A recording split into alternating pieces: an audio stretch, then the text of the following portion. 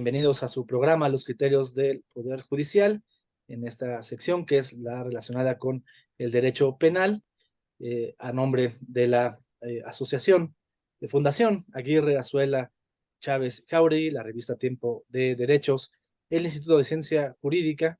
Les damos la más cordial bienvenida.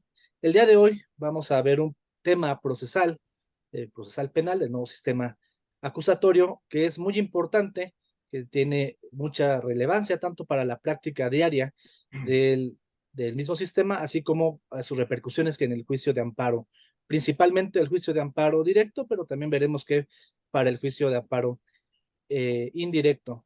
Y para abordar este tema, pues no podemos tener un mejor invitado que alguien que ha colaborado de manera directa con los criterios tan importantes que la Suprema Corte de Justicia de la Nación ha emitido en relación con este tema, y hablo del licenciado Horacio Vite Torres.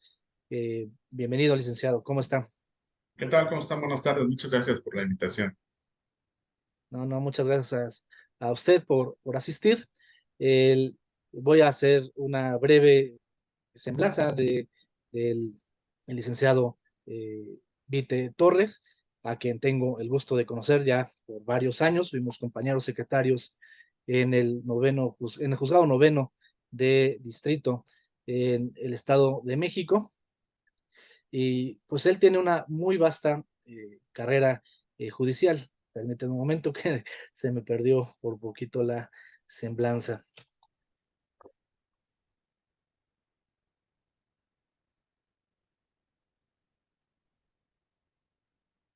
Listo.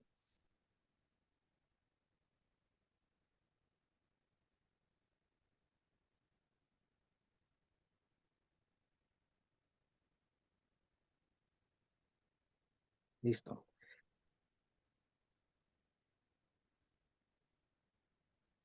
El licenciado Horacio Vite Torres es egresado de la Universidad Nacional Autónoma de México, Facultad de Estudios Superiores Campus Aragón, donde tuvo la licenciatura en Derecho. Cuenta con estudios de posgrado en maestría en Derecho Constitucional y Amparo por la Universidad del Valle de Toluca.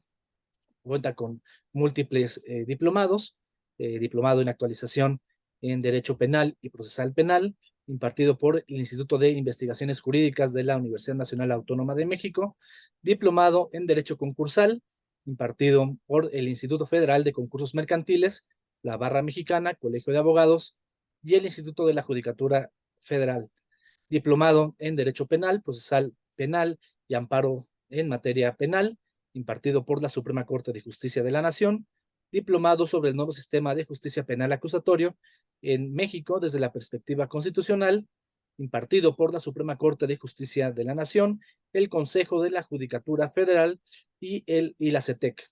El diplomado en litigación en el proceso penal, impartido por la Universidad Anáhuac en colaboración con la Universidad Alberto Hurtado de Chile, diplomado en Derecho de Ejecución Penal, impartido por el Instituto de la Judicatura Federal. También cuenta con múltiples seminarios, cursos, infinidad de cursos. Es una persona muy preparada. También en actividades docentes impartió en el diplomado de juicio de amparo, módulo cuarto, particularidades del juicio de amparo, taller de amparo de la Suprema Corte de Justicia de la Nación en la Casa de la Cultura Jurídica, ministro Raúl Castellano Jiménez en Torreón, Coahuila. También impartió en el Encuentro Universitario de Cultura Jurisdiccional, también auspiciado por la Casa de la Cultura Jurídica en Torreón, Coahuila, de la Suprema Corte de Justicia de la Nación, el diplomado Derecho Constitucional y Amparo en la materia de incidente de suspensión en el amparo en la Universidad Nacional Autónoma de México, concretamente en la Facultad de Derecho, Escuela Nacional de Jurisprudencia, y en el diplomado en juicio de amparo penal. Ha sido también coautor del libro Diccionario Práctico de Derecho Constitucional, editado por el Centro de Estudios Jurídicos Carbonell en su primera edición. También es coautor del libro Teoría y Práctica del Juicio de Amparo, editado por la Dirección General de Anales de Jurisprudencia y Boletín Judicial. Eh, También es autor de los contornos constitucionales de la legítima defensa a propósito de las acciones de inconstitucionalidad 1-2018 y 85-2017, es coautor. Este salió en la revista Mexicana de Derecho Constitucional, un tema muy importante que esperemos en un futuro podamos también abordar aquí con el maestro Vite Torres.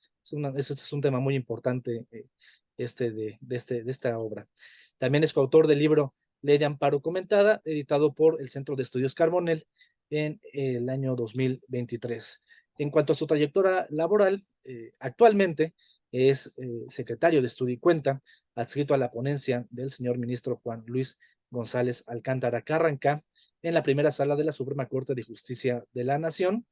Eh, También fue secretario de Estudio y Cuenta adjunto en esa misma ponencia. Trabajó en tribunal colegiado, en el primer tribunal colegiado en materia penal del segundo circuito, tercer tribunal colegiado en materia penal del segundo circuito, primer tribunal colegiado en materia penal del segundo circuito, en el juzgado noveno de distrito, que ya donde tuve el gusto de conocerlo y aprender mucho de él. También en el juzgado sexto de distrito en el Estado de México, y antes fue litigante y pues tiene una experiencia muy vasta, tanto en la carrera judicial como en el litigio, además de en la docencia y en trabajos editoriales y publicación de capítulos, libros y artículos. Así pues, contamos hoy con un gran invitado, que me complazco mucho de tenerlo el día de hoy aquí. Además que el tema, como ya lo mencioné, eh, tiene mucha relación con aportes que él de manera personal ha realizado como secretario de Estudio y Cuenta, y que pues nadie mejor que él para exponernos esta, pues esta problemática que tiene el proceso penal acusatorio, que en su pues muy importante complejidad, pues tiene varias etapas, y teníamos el problema de establecer en qué medida se podía volver atrás y qué efectos tenía cada uno de los cierres de las etapas. Y bueno, pues para comenzar esta, que será más bien una plática que nos va a dar el maestro Horacio Vite, que aquí estaremos interrumpiéndolo para pues también establecer algún tipo de perspectiva y pues alguna otra cuestión o pregunta que podamos tener, y recordándole al público que puede formular también preguntas a través del chat de este programa. Así pues bienvenido, maestro Horacio Vite, pues platíquenos un poco de esto. Gracias, Rogelio. Realmente me da un gusto enorme encontrarme contigo después de muchos años, después de estar ahí con las penurias de Ciudad de Nezahualcóyotl, y ahora encontrarnos en estas otras instancias. Bien, el tema del que vamos a platicar hoy me parece que a mí es uno de los más importantes dentro del sistema de justicia penal oral. Al inicio, cuando se creó o se introdujo a nuestro sistema jurídico nacional, creo que causó mucha controversia sobre el tema de hasta dónde podrían revisarse en amparo directo las actuaciones que habían conformado el procedimiento penal en sus distintas etapas. Si recordamos, a partir del 2010 de 2008 se introdujo a la Constitución el sistema de justicia penal oral, que se caracteriza por ser un procedimiento que se lleva a través de etapas. Eh, Básicamente son tres: la etapa de investigación, que se divide en la etapa inicial y etapa complementaria, la etapa intermedia y la etapa de juicio oral, en donde se dicta la sentencia. Eh, Tuve la experiencia de participar en un tribunal colegiado en Ciudad de Nezahualcóyotl, de Toluca, perdón, siendo que en el Estado de México fue uno de los primeros estados que adoptó el sistema de justicia penal oral.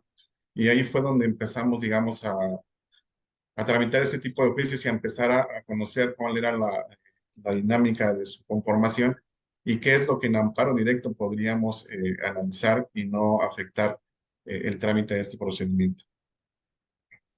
A raíz de esa experiencia fue que nos empezamos a dar cuenta que en realidad, a pesar de que ya el sistema tenía algunos años, después ya se instalaron a nivel federal, eh, seguíamos pidiendo a las salas que resolvían los tribunales de apelación, para la apelación contra la sentencia de primera instancia, que para hacerlo tuviera todas las constancias que conformaban el procedimiento, es decir, que recabara la carpeta de investigación, la carpeta administrativa, la audiencia de juicio oral, y que ya teniendo todo eso resolviera el recurso de apelación.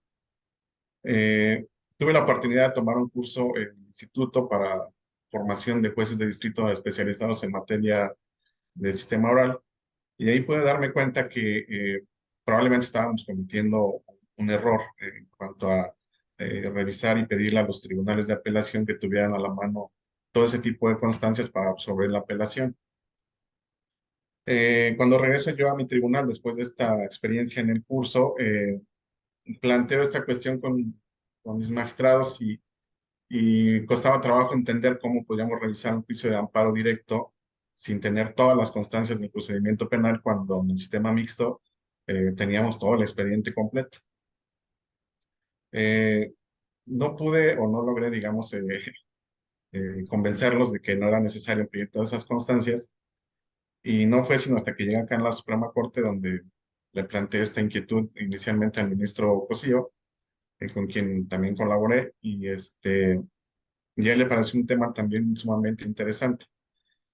Coincidió que llegando yo a la Suprema Corte estaba un asunto precisamente del segundo circuito, en donde se había concedido el amparo para reponer el procedimiento porque la sala no tuvo a la vista todas esas constancias que les exigíamos, eh, y la persona lo que reclamaba ahí era una cuestión de tortura. Bueno, llego a la sala y me toca participar en una comisión que se formó precisamente por la trascendencia del asunto, junto con otros compañeros de penal de las distintas ponencias, respecto a mi ponencia con la compañera Rosalba Rodríguez Mireles, eh, porque había necesidad de conformar un asunto desde la Suprema Corte en donde se estableciera qué es lo que tenía que revisarse en amparo directo. ¿Por qué se generaba la confusión? Bueno, pues porque si veíamos el contenido del artículo 173 de la Ley de Amparo, eh, hablaba de las violaciones procesales y las seguía estableciendo como estaban manejadas desde un inicio para el sistema de justicia mixto o escrito, como le llamábamos antes. Eh, Después sobreviene una reforma en donde el legislador, advirtiendo esta problemática, hace una división en el 173 y ya hace una división en la que establece violaciones procesales tanto para sistema mixto como para sistema oral.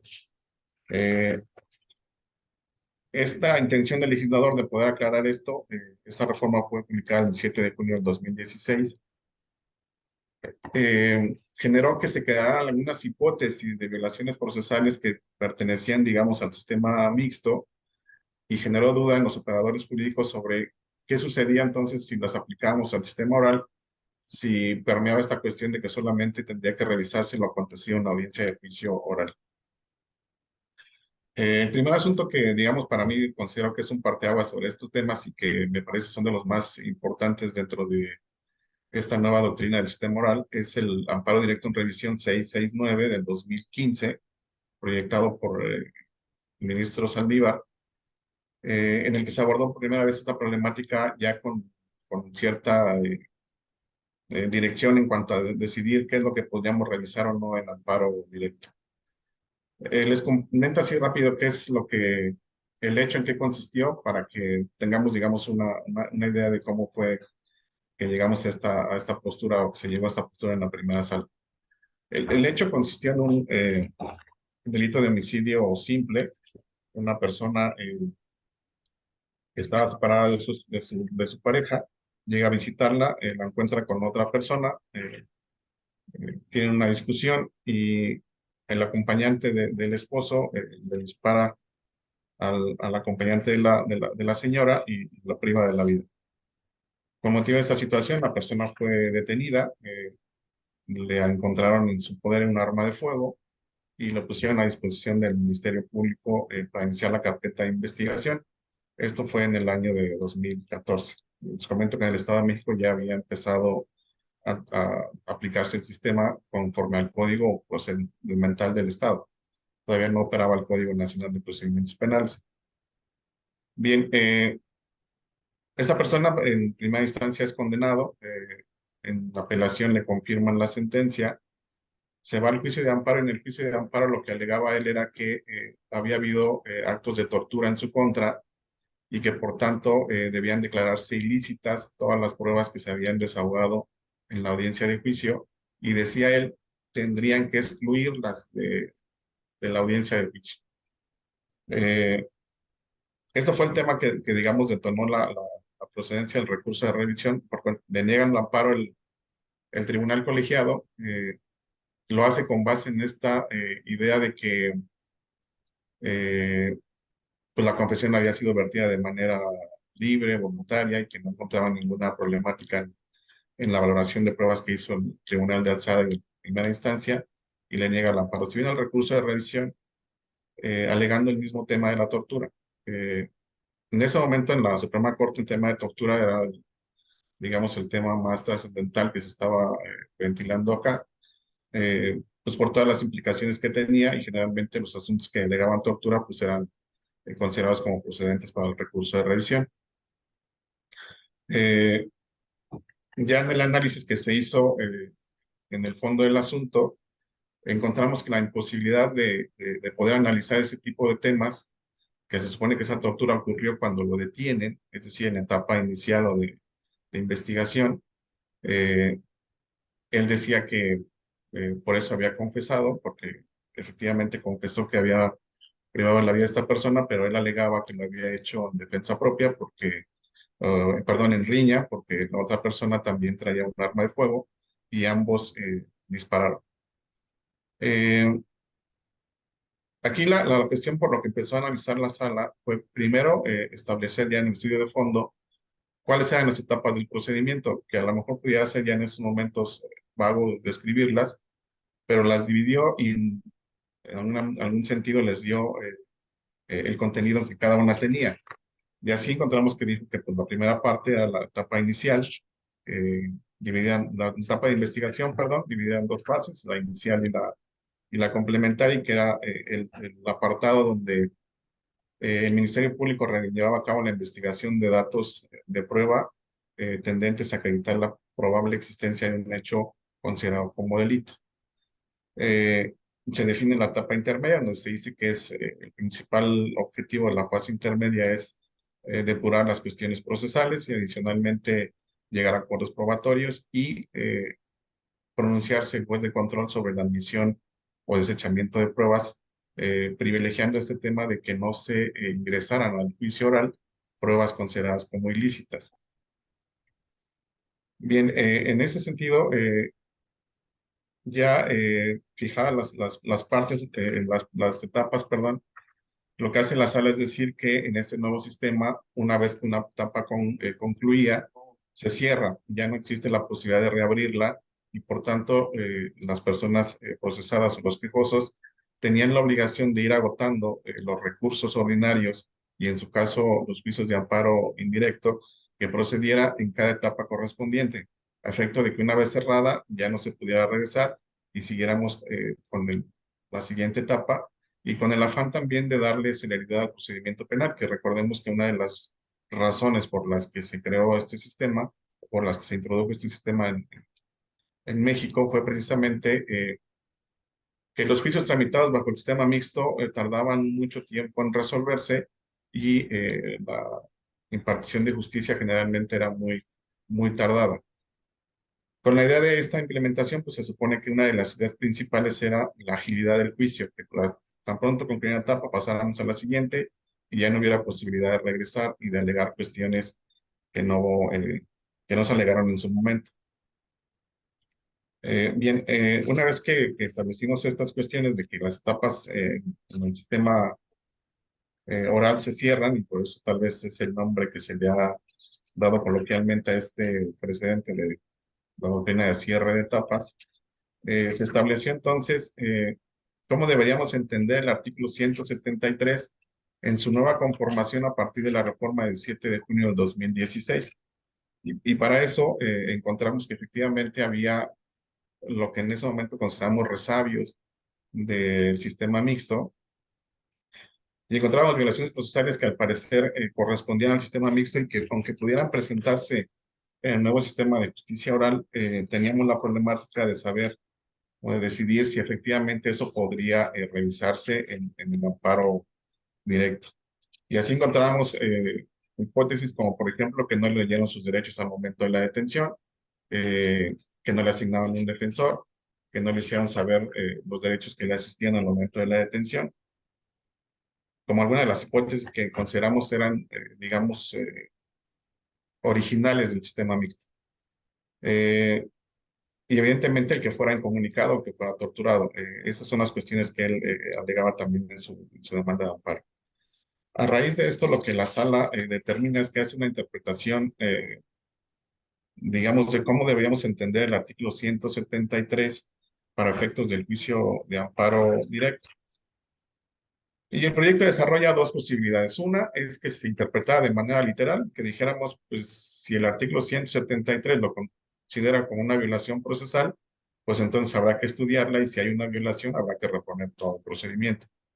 Y la otra era que se interpretara en el sentido de que esas violaciones deberían presentarse justo en la audiencia de juicio oral y que el legislador no se equivocó, sino que lo que estableció en el 173 en el apartado relativo a violaciones procesales en el sistema oral correspondía a violaciones que ocurrían en la audiencia de juicio.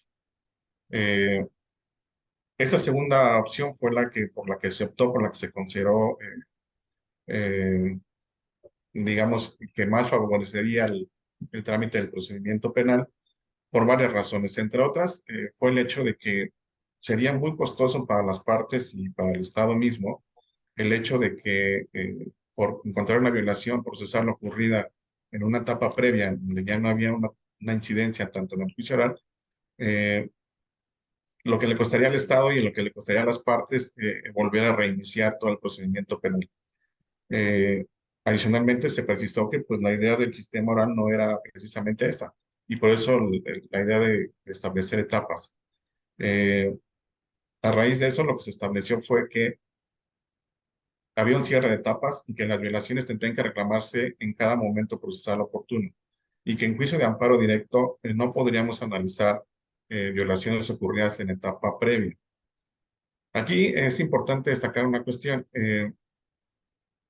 Cuando se hizo mención de esto, se hizo la precisión muy exacta en el sentido de que eso no implicaba que si al momento en que se desahogaban los elementos de prueba en la audiencia de juicio oral, el juez no tuviera la posibilidad de analizar a través del contenido de los medios de prueba, lo que proporcionaban los medios de prueba ya en la audiencia, si la información que nos daban estaba obtenida a través de violaciones de derechos fundamentales del procesado.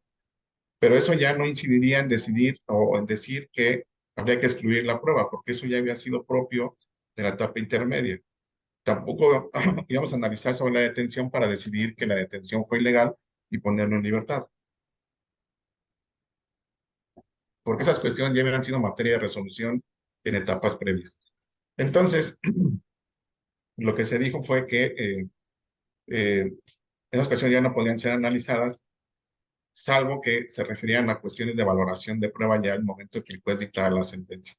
Es decir, no se le quitó al juez la posibilidad de decir, como ya la prueba pasó, yo tengo la obligación de valorarla siempre porque ya se dijo en la etapa intermedia que no había eh, indicios de ilicitud y por tanto la prueba debe ser considerada. No, se hizo la precisión desde el 669 que eso no necesariamente tendría que ser así. Eh, Se habló de que se podrían analizar solamente violaciones que se materializaran en la audiencia de juicio y que estuvieran establecidas en el artículo 173 en el apartado del sistema oral. Y por tanto, este caso en particular se resolvió en el sentido de decir, bueno, como en el alegato de tortura y la acción de que te lastimaron fue en etapa de investigación inicial, eh, no lo podemos analizar en amparo directo, porque adicionalmente a eso, tú en la audiencia de juicio oral confesaste el hecho, comentaste que sí habías cuidado la vida de esta persona y que lo habías hecho porque había sido durante una pelea en la que los dos eh, impacta- eh, dispararon armas de fuego y bueno, pues, finalmente se privó de la vida de otra persona. Y que por tanto esa confesión pues, era completamente válida porque la había rendido con todas las formalidades legales, con abogado, sin ningún tipo de coacción y en audiencia de juicio en presencia del juez. Y por tanto se consideró que el reclamo era infundado y solamente se determinó darle vista al MP para la cuestión de la denuncia de tortura que el tribunal colegiado no había ordenado dar porque consideró que, pues, que ese alegato era simplemente para de excluir su responsabilidad. Así fue como inició, digamos, esta doctrina de cierre de etapas. De hecho, se los cuento yo de manera muy rapidita, pero llevamos meses en comisiones para poder establecer estas resoluciones eh, y que se decidiera que los ministros lo aprobaran. Este asunto se aprobó por votación unánime, los 5 ministros estuvieron de acuerdo en que así debía de ser. Eh, y digamos, inicialmente esa fue la doctrina que estableció la primera sala. A partir del momento en que esta doctrina empezó a ser aplicada ya en los juzgados y los tribunales de apelación, fuimos encontrando que fue, digamos, de alguna forma, no sé si sea correcto decir, pero deformada, digamos, en cuanto a su aplicación. Entonces, ya lo que se decía y veíamos en audiencias de juicio, por ejemplo, que si un testigo, digamos, el policía aprensor, empezaba a narrar lo que de lo que él tuvo conocimiento en relación con el hecho, y hablaba de cómo se llevó a cabo la detención y la defensa empezaba a preguntar sobre ese tema, los jueces decían, no, no, no, a ver, si vas a hablar de cuestiones de detención, no, ese tema ya fue abordado en una etapa previa y por tanto ya ese tema no lo podemos dilucidar aquí. Entonces, no puedes hacer ninguna pregunta relacionada con la detención y si hubo alguna violación relacionada con eso. Sin importar que el testigo estuviera dando algún dato esencial que evidenciara que esta cuestión había ocurrido. Lo mismo ocurría con las pruebas periciales. Oye, si la defensa de pronto hace una pregunta relativa, oye, ¿cómo obtuvieron la evidencia? Y el perito empezaba a narrar la forma en que lo hicieron, que tal vez la obtuvieron a través de una intromisión sin orden judicial a un domicilio, eh, y el defensor quería debatir sobre ese tema o contrainterrogar sobre ese tema, lo que decían es, no, en todo caso esta violación ya fue en materia de la etapa inicial y en todo caso tuviste que haberla combatido en la etapa intermedia y si no lo hiciste y la prueba pasó, fue porque fue considerada que no se obtuvo mediante violación a derechos fundamentales. Esta aplicación o este tipo de razonamientos fueron constantes tanto en el foro común e incluso en el foro federal. Y eso fue lo que empezó a preocupar un poco a los señores ministros porque decía, es que entonces, ¿cómo se puede defender a una persona si al final de cuentas quiere interrogar sobre algún tema en específico y no se lo permiten porque aduciendo o justificándose los jueces en que había un tema de cierre de etapas y por tanto ya no se podía hablar de ese tema? Eh, Afortunadamente llegó otro asunto, bueno, llegaron varios, y se retomó el amparo directo en revisión 7955 diagonal 2019, que es otro de los referentes. Creo yo que esos dos amparos son los básicamente debemos considerar para entender lo que es la doctrina de cierre de etapas. El primero porque es la doctrina, digamos, original, y este segundo que les comento porque es donde hacemos una aclaración de lo que fue el primer asunto de cierre de etapas derivado de la aplicación que estábamos observando, que se venía dando ya en los juicios y que no, de alguna forma no cumplía con lo que la Corte quiso establecer en aquel momento. Eh, Recordemos que cuando la Corte emite un criterio, una doctrina, no puede establecer todos los alcances, porque precisamente va a ser la aplicación que hagan los operadores jurídicos de esta doctrina cuando ya se dé uno cuenta sobre qué más es lo que está surgiendo a raíz de este tipo de controversias penales o de dudas o de violaciones procesales. Eh, Les comento, ya empezó la preocupación para volver a ese tipo de cuestiones en donde ya no existía una verdadera, no se permitía a los jueces orales recibir una información completa, exacta, para poder él decidir sobre qué valor le daba a los medios de prueba que se desarrollaban ante él, porque digamos, los testigos se veían cortados muchas veces de lo que querían afirmar. Eh, Nuevamente se formó una comisión para ver esta cuestión de cómo podíamos tratar este tema. En ese otro asunto que les comento, que es el amparo directo en revisión 7955 diagonal 2019. El hecho es, un grupo de personas son detenidas en un país del norte circulando en un vehículo. Al ser detenidas por ir en exceso de velocidad, les piden que se identifiquen y resulta que todos eran personas de Guatemala y no traían documentos para estar legalmente en el país. Los detienen inicialmente como para investigar. A todos se los llevan a la delegación de migración. Inicialmente eran considerados como víctimas porque todos eran extranjeros. Se contacta a su consulado para ver qué es lo que van a hacer con ellos. Ellos piden que fueran deportados de manera voluntaria, pero en el inter de que esto sucedía, las investigaciones que llevó a cabo el Ministerio Público, se descubrió que uno de ellos había sido quien había rentado los vehículos en los que iban, o en el vehículo en el que iban, y que adicionalmente se había identificado con credenciales falsas eh, como mexicano. Entonces, a raíz de eso, le dieron una orden de aprehensión y lo detienen por tráfico de personas y se lo llevan al Ministerio Público. Ya en el Ministerio Público se inicia la carpeta de investigación, ejercen acción penal en contra de él. eh, Ante el juez de control ratifican la detención, le dictan la auto de vinculación a proceso. eh, Se tramita todo lo que es la parte de la investigación complementaria, se llega a la etapa intermedia y se desahoga, llegamos a la etapa de juicio. En la etapa de juicio comparece una persona de migración del estado donde habían sido detenidos y declara que efectivamente esas personas habían sido detenidos primero como víctimas del delito de tráfico de personas, pero que después la situación jurídica de uno de ellos se había cambiado y que respecto de cuando cambia la situación jurídica ya no hubo un aviso al consulado para decirle que una persona de su país estaba detenida. Inicialmente fue el aviso solamente para comunicarles que estaban detenidas, pero como víctimas del delito de tráfico de personas. A raíz de eso, el defensor comienza a preguntar sobre ese tema y hace evidente o deja evidente en el juicio oral que una vez que ya estuvo él con el carácter de inculpado, ya no se le dio vista al consulado para cumplir con su derecho por ser persona extranjera. Eh, el juez oral en esa audiencia de juicio advierte esta cuestión, pero tampoco le da vista al consulado, entonces la audiencia de juicio oral transcurre sin que esta persona tuviera la asistencia. eh, Termina condenándolo, se van a apelación y la confirman.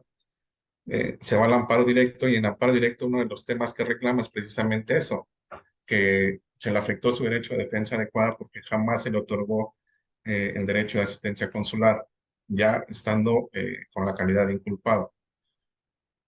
¿Qué es lo que resuelve el tribunal colegiado? Dice, no, pues este tema, en principio, hay cierre de etapas y como esto ocurrió en la primera etapa, no te lo puedo revisar.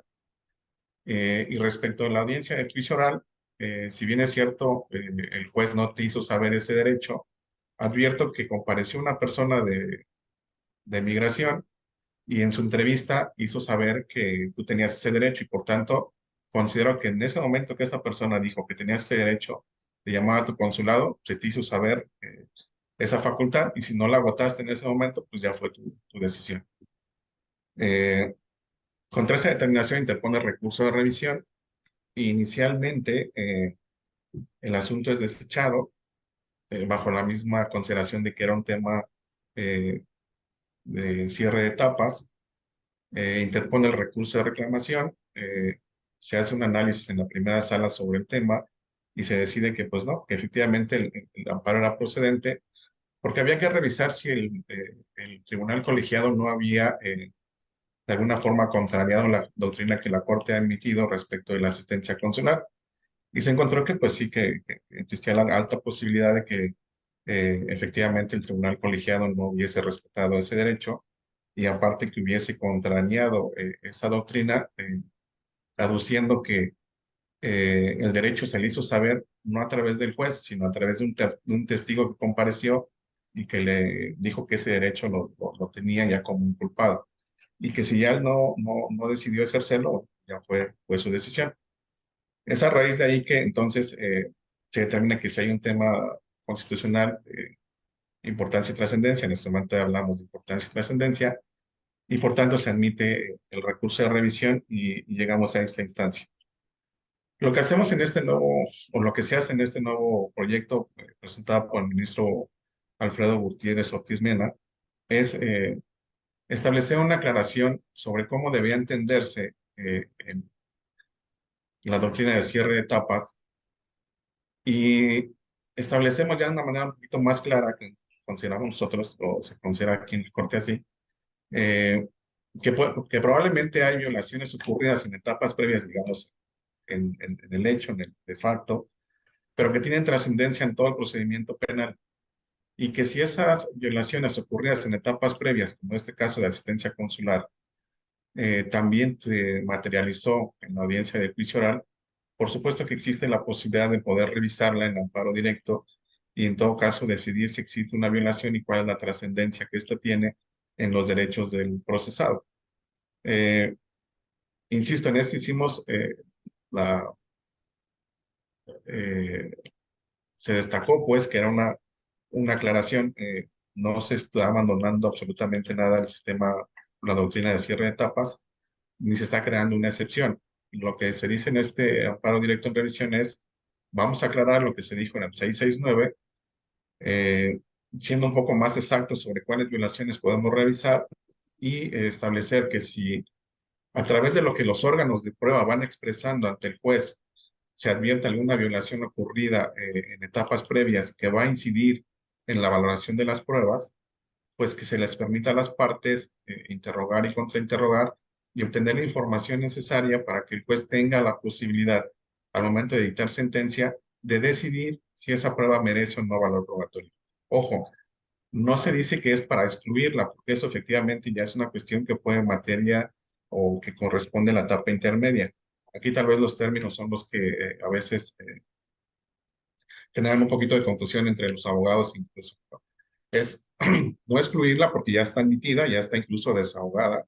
Aquí lo que se tiene que hacer es que ya el juez, una vez que conoció lo que el testigo le proporcionó, él decida sobre si esa testimonial fue obtenida a través de violación de derechos humanos y por tanto si tiene que prestarle eficacia probatoria.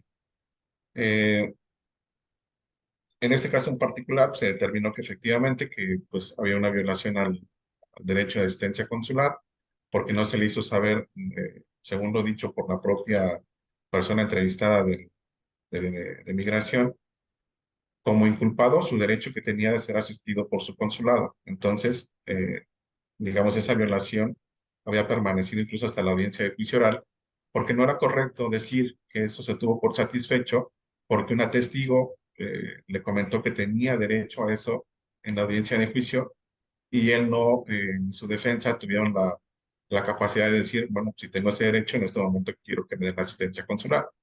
Eh, y eso lo tomó el colegiado, les comentaba, como pues tú no quisiste hacer ejercicio de ese derecho, a pesar de que se te hizo saber. Digamos, básicamente esos dos asuntos son los que a grandes rasgos definen lo que debemos entender por la doctrina de cierre de etapas.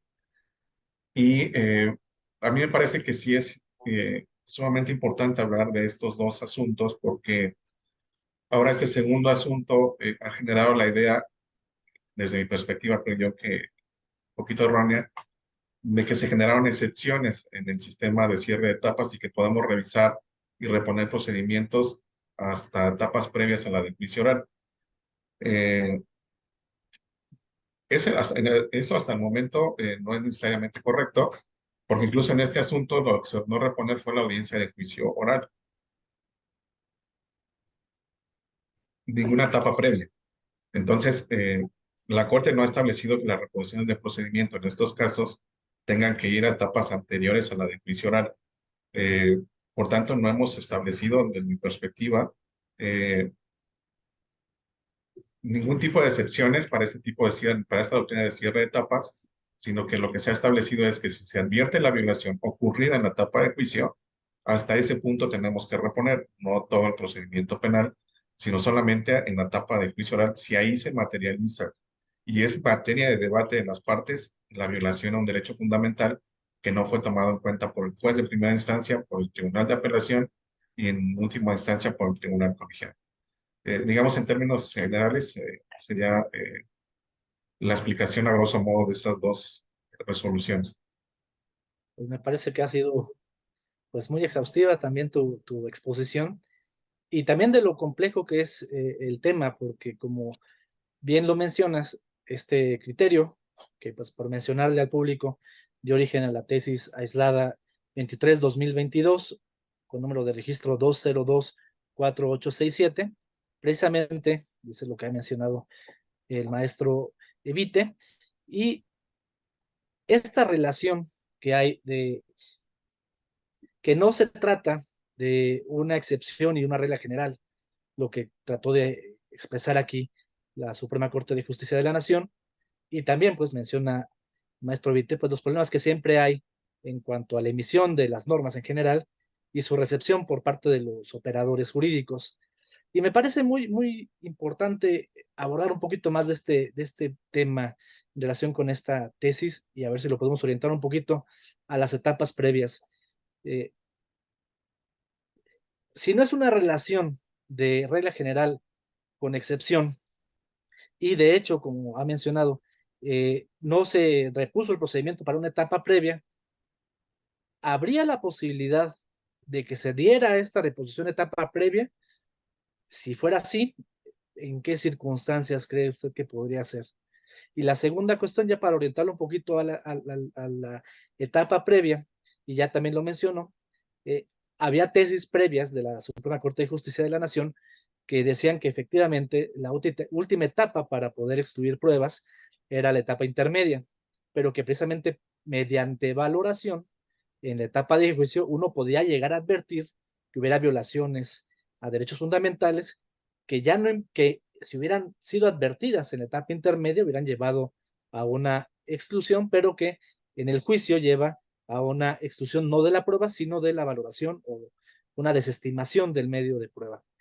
Entonces, esto tiene relación con el otro tema relacionado con la procedencia del juicio de amparo indirecto en relación con admisión y desechamiento de pruebas en etapa intermedia. Pero primero me interesa la cuestión de si es posible, con base en esta tesis, reponer antes de la audiencia de juicio y si fuera así, más o menos en general, en qué condiciones. Eh, Como comentaba hace un ratito, lo que la Corte dijo en esta resolución fue reponer hasta audiencia de juicio. Hemos considerado que reponer hasta etapas anteriores, partiendo de la premisa que originó el 669 en el sentido de que se generaría mucha problemática para las partes en llevar un juicio o un procedimiento nuevamente y para el Estado también. Recordemos que ahora las audiencias pues se videograban y esto genera un costo para el Estado importante. Eh, y adicionalmente para las partes existe la posibilidad de que pues, estas probanzas que ya se desahogaron en juicio, si se van a etapas previas, ya no acudan a la audiencia de juicio oral y entonces ya la teoría del caso pudiera tener una afectación importante tanto para el Ministerio Público e incluso hasta para la propia defensa. Eh, Hasta ahorita, desde mi perspectiva, la Corte no ha ordenado reponer procedimientos a etapas previas a la de juicio oral, porque se considera que tal vez en la audiencia de juicio oral esto se puede reparar.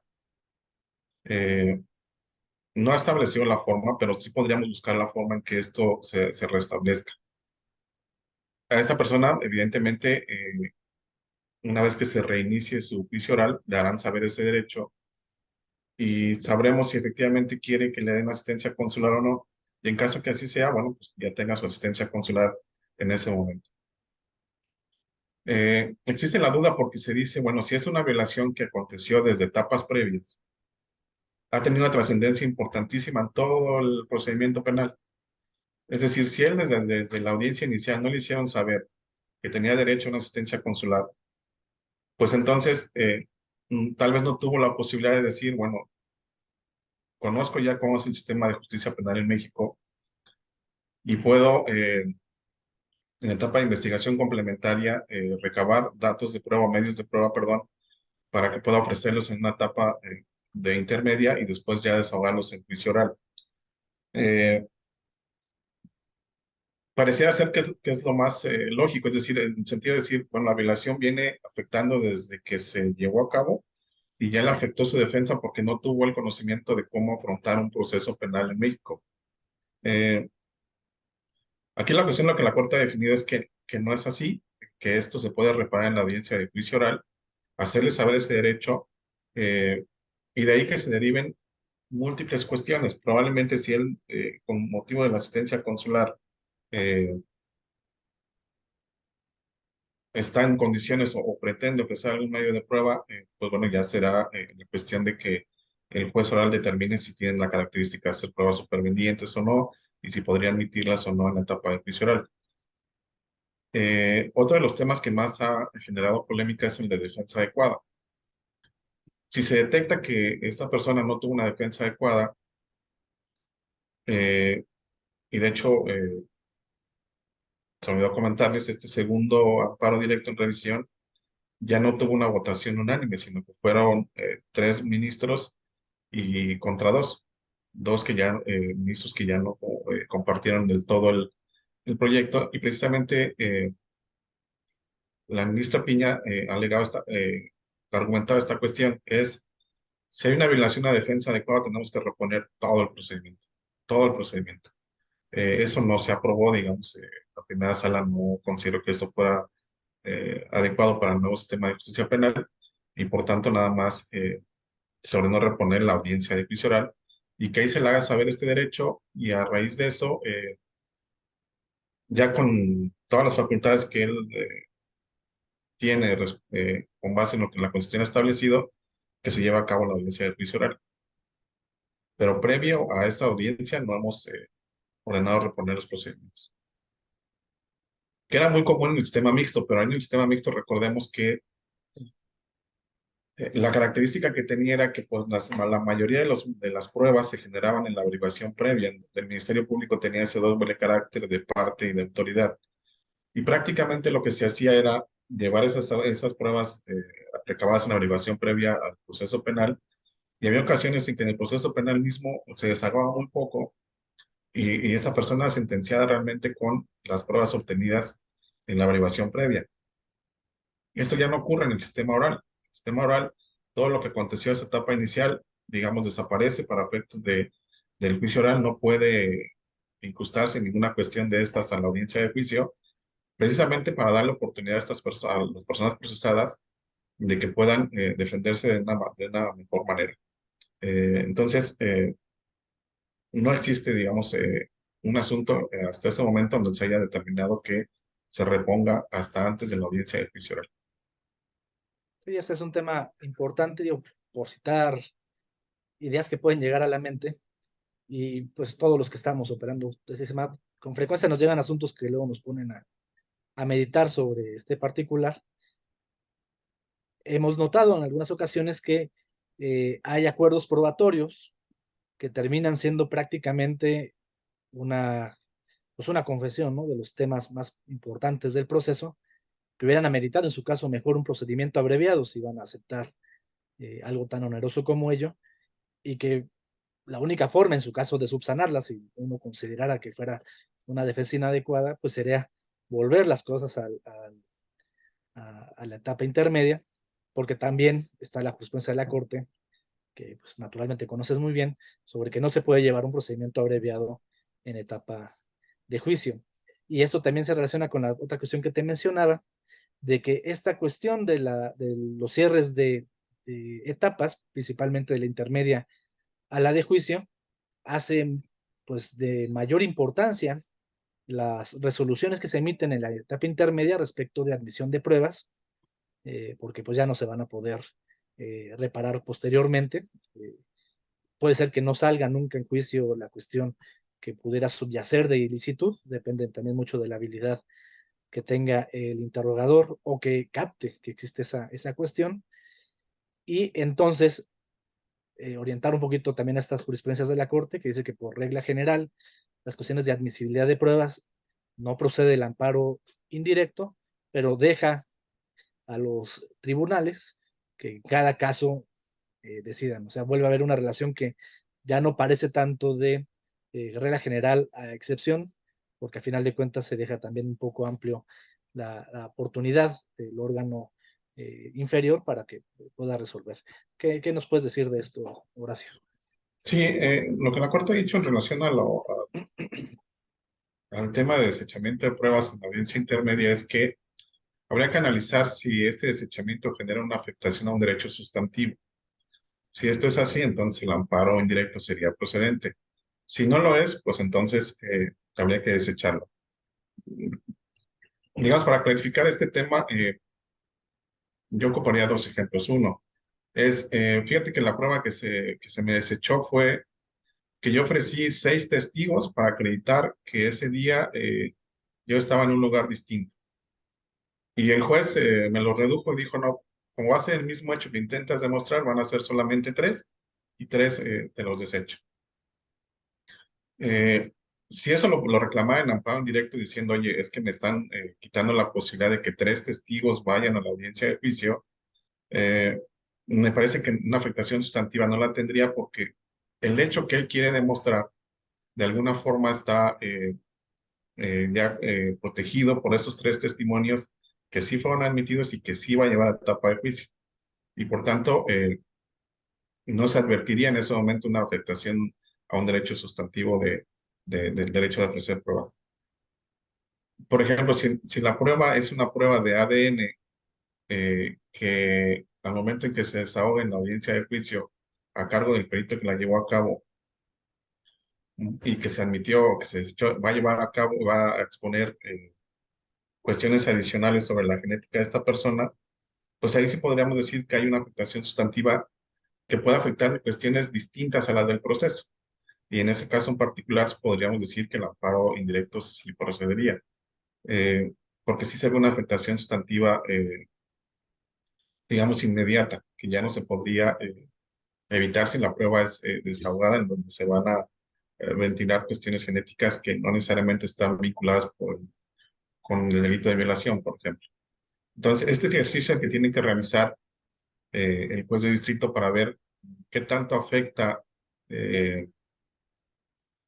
esos derechos sustantivos de la parte quejosa para poder decidir si admite o no el juicio de amparo.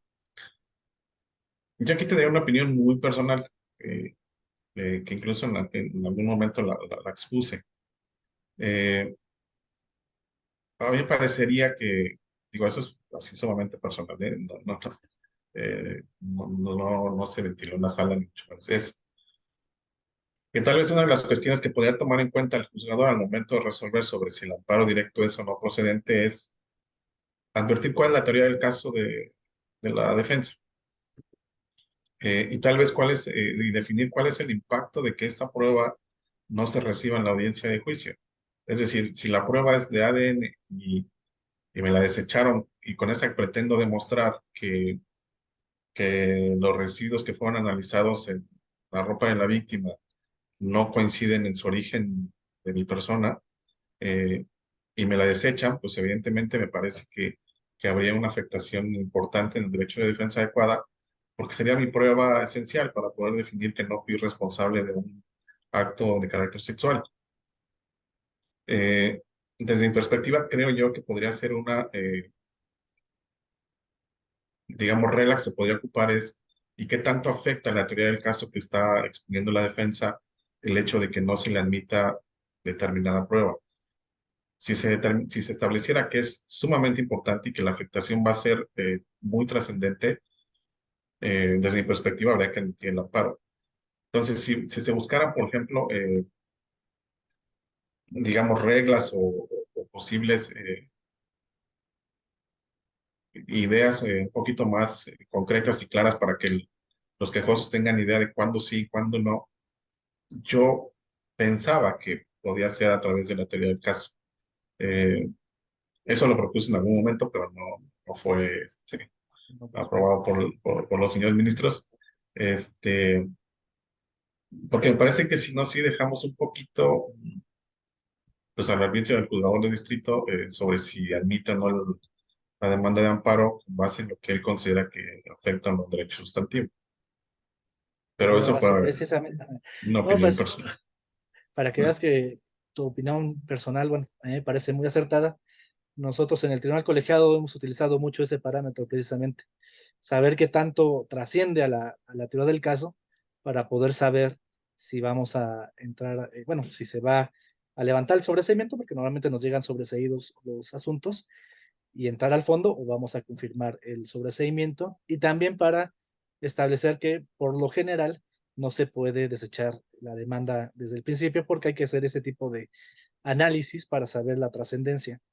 Por ejemplo, es muy común que por cuestiones relacionadas con la interpretación de la etapa formal o escrita de la etapa intermedia, se llegue a desecharle todas las pruebas a la defensa por no haberlas ofrecido o mencionado eh, taxativamente en la etapa escrita de la etapa intermedia.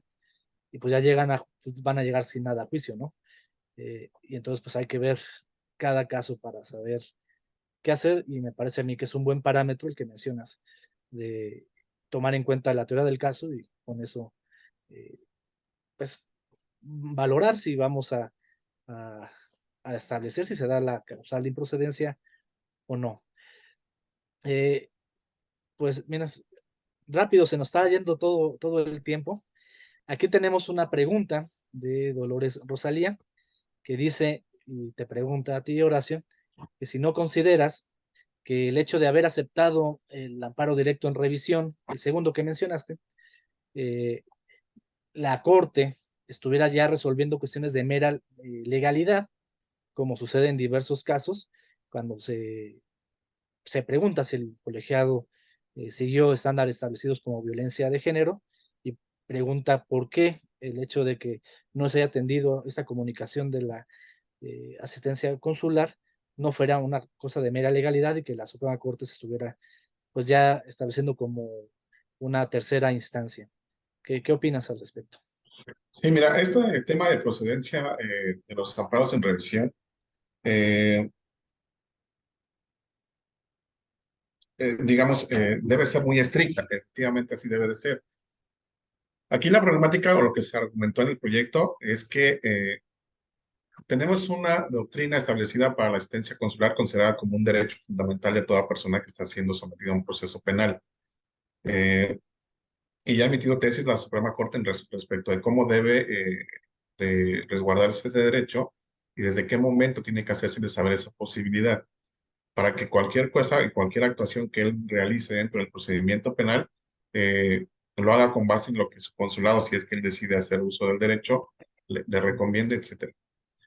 Aquí en este caso en particular, la procedencia se dio porque habiendo un tema de derecho, un tema constitucional como es la asistencia consular, hubo una interpretación de parte del tribunal colegiado de las jurisprudencias de la Corte en el sentido de decir, a ver, la Corte dijo que tienes derecho a esto. Yo advierto que en la audiencia de juicio, si bien el derecho no te lo hizo saber el juzgador, te lo hizo saber un testigo que compareció como funcionario de migración y dijo que, pues, que te habían dado esa oportunidad cuando fuiste o estabas siendo considerado como víctima del delito de tráfico de personas y decidiste no ejercerla, ojo, como víctima de un delito. Y que ya después, cuando ya tuviste la calidad de inculpado, ya no te hicieron saber ese derecho, pero que en ese momento en que estaba ese testigo mencionando esa facultad que tienes tú y que tú no en ese momento dijiste, ah, bueno, pues entonces quiero hacer uso de ese derecho y quiero que la avisen a mi consulado en este momento, no lo hiciste y por tanto perdiste la posibilidad. Eso evidentemente contraría lo que ha dicho la Corte y uno de los supuestos de procedencia es ese precisamente, que la interpretación que hizo el tribunal colegiado, la aplicación de la doctrina, lo haya hecho contrariando lo que ha establecido la Suprema Corte respecto de cuáles son los alcances de algún derecho fundamental que se ha analizado resoluciones de la Suprema Corte. Esto fue lo que ocurrió aquí. Digamos, la resolución del colegiado contravenía de alguna manera grave, digamos, el hecho de decir, quien te hizo saber tu derecho fue un testigo. No puedes decir que no sabías. No, no, es que la obligación no es del testigo, es del policía que te detiene en el momento de la detención, o es del juzgador a quien te pone a disposición, o es del Ministerio Público que te tiene detenido ante la etapa de investigación inicial. No corresponde a un testigo, no queda claro que efectivamente él haya entendido que ese derecho le asistía y que tenía la posibilidad de ejercerlo incluso en ese momento, cuando no se lo habían hecho saber en etapas previas. Me parece que se respondió. Si no, pues Dolores, nos podrías hacer mayores preguntas para profundizar. La doctora Ethel Luján, que es una asidua participante en este programa y que agradezco por su nueva presencia y también su pregunta, se refiere, me parecen, a lo relacionado con las pruebas, cuando se desechan en la etapa intermedia, y pregunta que si ya se está en juicio y se desechó en la etapa intermedia un medio de prueba, ¿podría volver a argumentar la defensa al respecto? No, efectivamente ya no. Aquí es donde les comentaba que opera el cierre de etapas. Si la etapa de ofrecimiento de pruebas ya transcurrió, que fue la intermedia, ya no puedes alegar esas cuestiones de la audiencia de juicio. ¿Por qué comentaba yo que de pronto hubo, digamos, una aplicación un poquito errada de parte de los tribunales? Creo yo que mucho también porque las defensas lo generaban. Había ocasiones en que las defensas llegaban y querían, dentro de historial del caso, establecer es que le voy a demostrar que la detención de mi cliente fue realizada en contravención al artículo 16 constitucional. Y quiero que en este momento analice la detención y se decrete su libertad. Evidentemente eso no se puede hacer ya en la etapa de juicio oral, eso ya fue materia de análisis en la audiencia inicial. Lo que debemos entender aquí es cuáles son los objetivos de cada etapa, y en la etapa de juicio el objetivo es desahogar esos medios de prueba que fueron admitidos en la etapa intermedia y que el juez pueda tener las herramientas necesarias para poder emitir una sentencia y determinar si esta persona es o no responsable de la comisión de un hecho considerado como delito. Entonces, eh, ya no es el momento procesal oportuno al alegar en ese momento que les echaron una prueba y que debió haber sido admitido porque era una prueba esencial. Lo tuvo que haber alegado en la etapa intermedia correspondiente. Y precisamente es este punto que veíamos sobre el desechamiento de pruebas o admisión de pruebas en la etapa intermedia, que prácticamente va a ser ya de imposible reparación, prácticamente, pero tenemos que analizar si afecta o no derechos sustantivos. Y bueno, es una tarea realmente compleja que se deja a los operadores caso a caso, los juzgados de distrito y después los tribunales colegiados, y que puedo yo mencionarte que en la experiencia, pues prácticamente todos esos asuntos se sobreseen. Nosotros también, tal vez la mayoría se sobresean, pero sí tratamos de ver caso a caso qué tanto trasciende, y un parámetro que utilizamos es el que tú has mencionado de evaluar la teoría del caso y qué tanto puede trascender a, pues que efectivamente hay un juicio de verdad, ¿no? Que hay una contradicción pues más cercana a la perfección, en el que puedan aportar al juez de enjuiciamiento información de calidad para que pueda resolver como debe ser. Volviendo con Dolores Rosalía, si tenía una aclaración, a ver si quedaste en lo último que mencionaste, porque parece que ahí se quedó Dolores, y Dolores dice, entonces si fue falta grave del tribunal colegiado, ¿no procedía a responsabilidad administrativa? Bueno, ahí sí no voy a ponerme acá. No, los tribunales colegiados no se equivocan, señor magistrado. Hombre, pues muchas gracias, viniendo de la corte. Eso es, bueno, hasta me siento mejor. ¿O no será que nada más el cuarto colegiado del primer circuito, o todos? Pues digo, evidentemente sí, sí, no es que la hayan, podríamos hablar de que la inaplicó, no necesariamente, porque sí la mencionó el tribunal colegiado. Lo que hizo fue tener por complementado el derecho de una manera distinta como la Corte ha establecido que debe ser. Es decir, la Corte jamás ha dicho que el derecho de asistencia consular se te puede hacer saber a través de una persona, un testigo o una persona que vaya pasando en el momento de tu detención. Evidentemente no. Se ha hablado de la policía que te detiene, del Ministerio Público que te pone a disposición y de los juzgadores que van a llevar a cabo el procedimiento penal, ya sea jueces de control y después el juez oral. Eh, Ahí es donde está la contradicción. Y ya digo, me parece que esa cuestión de la queja administrativa, pues, pues ya será cuestión de cada quien, ¿verdad? E inclusive sería discutible, ¿eh? Porque, pues digamos, el tribunal colegiado me suena más una cuestión de carácter jurisdiccional, ¿no? Que, que digamos, una conducta totalmente de decir, no atiendo la jurisprudencia de la Corte. Eh, Ahora, tal vez la persona que pregunta le surge la duda porque generalmente lo que decimos en la Suprema Corte cuando desechamos los recursos de revisión es que cuestiones ya de valoración de prueba y esas temáticas pues, son temas de legalidad. Y sí, efectivamente así lo es. Inclusive cuando ya los tribunales colegiados aplican la doctrina y después de eso deciden, por ejemplo, hablemos de demora en la puesta a disposición. La Corte ha establecido que no puede existir un tiempo de excesivo en el que una persona es detenida y después es puesta a disposición del Ministerio Público. Y ha establecido que los tribunales colegiados o los jueces tienen que hacer este ejercicio de decir o decidir si el tiempo que tardaron en ponerlo a disposición fue excesivo o no lo fue. Siguiendo la doctrina de la Corte, muchos tribunales colegiados lo que hacen es un ejercicio de para decir, a ver, mira, te detuvieron en tal lugar, eh, en ese lugar tuvieron que recabar tantas evidencias, eran tantos detenidos, la distancia que hay entre ese lugar de detención y la agencia del Ministerio Público es de tanto tiempo, el tráfico de la ciudad es digamos, fuerte o no lo es. Ese tipo de ejercicios que hacen ya los tribunales colegiados en donde en la aplicación de la doctrina ya deciden si en el caso particular se dio la violación o no, este, ya lo consideramos como de legalidad. Pero no está contrariando lo que dijo la Corte, sino siguiendo lo que dijo la Corte, él hace su ejercicio. Y ahí, pues, tribunales tienen libertad de jurisdicción. Como órganos terminales, no podríamos nosotros meternos a decir eso estuvo mal hecho, ¿no? En este caso en particular, lo que es al momento en que define la violación al derecho, lo hace inobservando lo que la Corte ha dicho.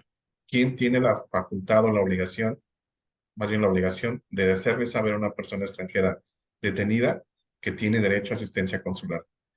El tribunal colegiado decidió que podía ser un testigo y eso pues evidentemente no, no coincide con lo que la Corte ha establecido al respecto. Dice Dolores Rosalia que precisamente por ella considera que es una cuestión de legalidad y que es secretaria de tribunal y por eso sus dudas, no porque piense que se deban tramitar procedimientos administrativos. Aclaración que se le agradece encarecidamente a Dolores. Eh, pues el tiempo se nos fue pues de volada. La verdad quedaron temas que hubiéramos querido abordar un poquito más, eh, de más atrás del procedimiento y cómo puede llegar a impactar en el juicio de amparo. Realmente esto da para mucho en cuanto al sistema penal acusatorio, pero pues el tiempo nos ha comido y sobre todo la pues muy pertinente y precisa exposición que ha realizado el maestro Horacio Vite, a quien agradezco mucho su presencia el día de hoy y precisamente por eso quisiéramos hacerle un pequeño reconocimiento que por este momento se lo vamos a entregar de manera virtual y posteriormente se lo haríamos llegar allá a la Suprema Corte donde veo que nos está acompañando. Recuerdo bien esas hermosas oficinas desde las que despachan allá. Entonces, la Fundación Aguirre Azuela Chávez Jauregui, el Aula Taller de Saberes y Diálogo, la revista Tiempo de Derechos y el Instituto de Ciencia Jurídica otorga este reconocimiento a Horacio Vite Torres por su excelente, yo diría, egregia participación como ponente en el programa Los Criterios del Poder Judicial en el tema el cierre de las etapas en el proceso penal acusatorio. Muchas gracias, maestro Horacio Vite. No, muchas gracias a ti, magistrado. Un honor para mí participar con ustedes. Evidentemente, este tipo de pláticas sirven para todos porque también nosotros acá cuando proponemos un proyecto, pues también escuchar a otras personas nos ayuda para poder hacerlo de la manera más adecuada posible. Muchas gracias por la invitación. No, no, pues al contrario, yo tanto agradezco sus palabras que estoy deseoso de que nos vuelva a acompañar. Vi que tiene un artículo respecto de, de los alcances de la legítima defensa en relación con unos presentes de la Corte que me parecen a mí muy interesantes, de los que yo he pensado bastante. Es un gran De hecho, tema, yo ¿eh? tengo una postura teórica un poquito diferente a esa que se aborda allí, pero que realmente es un tema muy, muy importante que se resolvió en esos momentos y creo que usted sería un gran invitado para poder exponer esas cuestiones. Así que ya Sí, lo estaremos ese tema es molestando. muy, muy interesante. Sí, bastante interesante. Y ya estaremos, pues, molestándolo, si no este año el que sigue, para, pues, volver a contar con su presencia. Muchas No, gracias. muchas gracias. Veo que el doctor César Ruiz tiene ganas de hablar, veo que se está moviendo con mucho nerviosismo y no sé si quiere decir algo. No, para nada, al contrario, celebro, magistrado, que ya tengan tema y posiblemente fecha para otro programa. Muchísimas gracias a ambos. Solo aprovecho que me prestó el micrófono para darle las gracias también a don Horacio Vite que nos haya acompañado. A usted por traernos, como siempre, un programa de calidad que, como siempre, también rompe récords de audiencia. Y pues nada más recordarle a nuestro público, también aquí en presencia del don Rafael Estrada Michel, que el próximo 14 de septiembre no tendremos programa, pero que pues retomamos en 2 semanas de nuevo los programas de los criterios del Poder Judicial. Les agradecemos mucho y que pueden consultar los programas anteriores en nuestro canal de Fundación Aguirre Azuela Chávez Jauregui por Derechos Humanos y estar al pendiente de nuestros programas en nuestras redes sociales que pues están aquí atrás. Me borro yo para que las puedan ver. Muchísimas gracias de nuevo a ambos. Muchísimas gracias, doña Susana Miguel. Muchísimas gracias, don Rafael Estrada. Y muchísimas gracias a nuestro público. Magistrado, usted, como bien dice, ya tiene su audiencia cautiva que nos acompaña una vez al mes cada que usted está por acá. Y también gracias a nuestro público que nos acompaña cada 8 días, que también ya los conocemos muy bien. Muchísimas gracias a todos. Y si don Rafael Estrada tiene algo que decir, pues adelante también. Creo que el doctor Rafael Estrada ahorita no puede decir nada. Nada más antes de despedirnos ya definitivamente, veo que hay dos mensajes, uno de Juan Cortés y otro de Juan Daniel, que agradecen el programa y festejan y celebran la excelente exposición que realizó el maestro Horacio Vite. Entonces, pues no nos queda más que despedirnos, nos quedamos con hambre de hablar más del tema, pues ya habrá tiempo de esto. Y pues muchas gracias a todos y buenas noches. Gracias. Buenas noches. Buenas noches. Gracias.